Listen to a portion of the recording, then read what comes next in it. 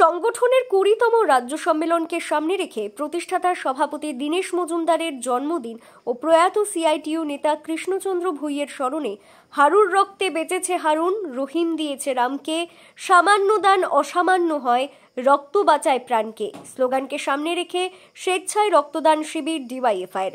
বড়জোড়ার নতুন গ্রাম ইউনিট কমিটির উদ্যোগে স্থানীয় হাই স্কুলে এই শিবিরে 40 জন রক্তদান করেন।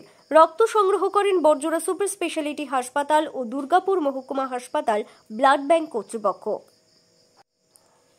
ডিওয়াইএফআই সূত্রে জানানো হয়েছে, এদিন স্বেচ্ছায় রক্তদান শিবিরের পাশাপাশি চক্ষু ও স্বাস্থ্য পরীক্ষা শিবির অনুষ্ঠিত হয়। বিকেলে স্থানীয় ফুটবল ময়দানে মহিলা ফুটবল প্রতিযোগিতা অনুষ্ঠিত হয়। ফাইনালে বীরভূম মহিলা ফুটবল দল সারিঙ্গা মহিলা ফুটবল দলকে পরাজিত করে।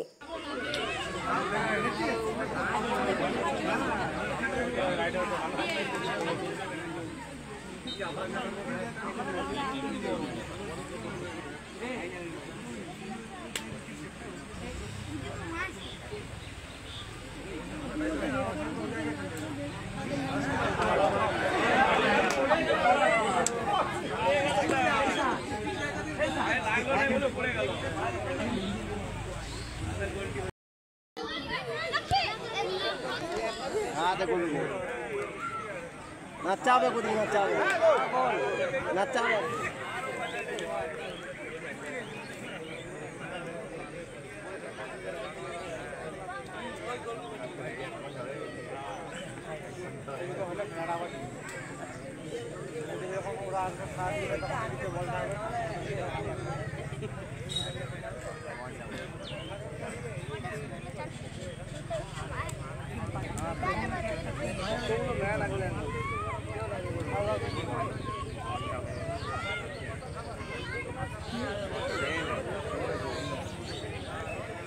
ডিওয়াইএফআই বাঁকুড়া জেলা সম্পাদক মণ্ডলীর সদস্যা স্বর্ণলতা ভুঁই এদিনের এই কর্মসূচি প্রসঙ্গে বলেন, আজকের কর্মসূচি মূলত ডিওয়াইএফআই নতুন গ্রাম ইউনিটের উদ্যোগে করা হয়েছিল এবং যে কর্মসূচিতে সকালে রক্তদান শিবির এবং স্বাস্থ্য পরীক্ষা শিবির ছিল এবং বিকালে মহিলা ফুটবল টুর্নামেন্ট ছিল।